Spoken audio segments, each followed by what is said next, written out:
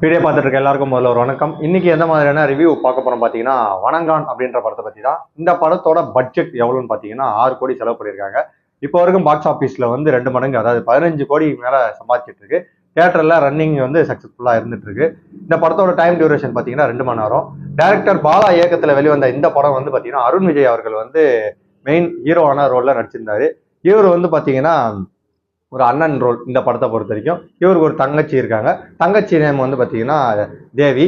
அவங்களோட original name வந்து ரிதா.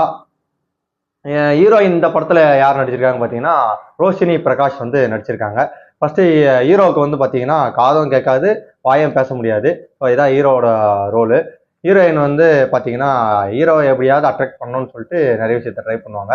அவங்களுக்கும் ஒரு ரோல் கொடுத்துருக்காங்க. அவங்களோட ரோல் என்னன்னு பார்த்தீங்கன்னா முழுக்க முழுக்க பொய் பித்தலாட்டம் இந்த மாதிரி சொல்றது மட்டும் தான் அவங்களோட வேலை. இதை வச்சு டூரிஸ்டுக்கு வந்து கைட் பண்றாங்க. பொய் சொல்லியே வந்து கைட் பண்றது வந்து அந்த இடத்துல நம்மளே நம்ப வைக்கிற மாதிரியான சில விஷயங்கள் இருக்கும். அதை பார்க்கும்போதே கிளியராகவே தெரிஞ்சிருக்கும். ஸோ அந்த சீன்லாம் நல்லாவே இருக்கும். அதுக்கப்புறம் ஹீரோ ஹீரோயினோட காம்போ வந்து படத்துல கரெக்டாக எடுத்துட்டு போய் கரெக்டாக பண்ணியிருப்பாங்க. அது வந்து இந்த படத்துல இன்னொரு ப்ளஸ். ஹீரோயின் அப்புறம் பார்த்தீங்கன்னா அப்புறம் தேவின்ற கேரக்டர், ஆக்சுவலாக இந்த தேவின்ற கேரக்டர் தான் இந்த படத்தோட ஆணி வேர்னே சொல்லலாம். ஸோ அவங்கள மையப்படுத்தி தான் இந்த கதை வந்து ஃபர்ஸ்ட் ஆஃப் ஃபுல்லாக நகரும். ஏன்னா அவ்வளோ பிரிக்க முடியாத ஒரு அண்ணன் தங்கச்சி பாண்ட் வந்து இவங்களுக்குள்ள இருக்கும். பட் ஆனால் சில தவிர்க்க முடியாத காரணத்தினால இவங்களுக்குள்ள பிரிவினை ஏற்படும். அதுதான் இந்த மெயின் கதையே.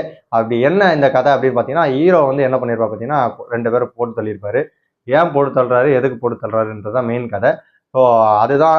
அதுன்னு சொல்லி நான் இப்போ உங்களுக்கு சொல்லிட்டுனா ரிவீல் பண்ணுறேன்னா அந்த படத்தை வந்து பார்க்கறதுக்கு இன்ட்ரெஸ்ட் இல்லாமல் போயிடும். கொலை பண்ணுறது ரிவீல் பண்ணுறேன். ஏன் கொள்றாரு, எதுக்கு கொள்றாருன்றது தான் கதை. ஸோ நீங்கள் அந்த படம் பார்க்குறப்ப ஒரு நியாயமான விஷயத்துக்காக தான் அவர் கொலை பண்ணுற மாதிரி படத்தில் காமிச்சிருப்பாங்க. அது மட்டும் இல்லாமல் ஹீரோக்கு எப்பவுமே பார்த்தீங்கன்னா கோவம் வந்து கொஞ்சம் நஞ்சம் இல்லை, ரொம்ப அதிகமாக வரும். அவர் கோவப்பட்டு எல்லாருமே பொழப்பாரு. அதான் போலீஸ் ஸ்டேஷன்லேயே போய் போலீஸை கூட கோவத்தில் வந்து தெரியாமல் தப்பு பண்ணுறவங்களுக்கு ஆதரவாக இருந்தால் கூட அவரையும் போய் அடிக்கிற அளவுக்கு கோவம் உள்ள ஒருத்தர். இதுல என்ன ஒரு விஷயம்னா, அவர் எந்த இடத்துல கோவப்பட்டாலும் சரி, அவர் வந்து ஏன்னா பிரச்சனைகள் இருந்தா மட்டும்தான், அவங்க மேல தப்பு இருந்தா மட்டும்தான் இவர் போய் கோவப்பட்டு அடிப்பாரு தவிர்த்து வாண்டடா ஒருத்தர் அடிக்கணும்னு சொல்லிட்டு அடிக்க மாட்டாரு. அந்த மாதிரி ஒரு முன் கோவக்காரவர் வந்து அருண் விஜய் அவர்கள். இதுதான் அருண் விஜய். அதுக்கப்புறம் அவங்க தங்கச்சி ரோல், அதுக்கப்புறம் ஹீரோயின் ரோஷினி பிரகாஷோட ரோலு.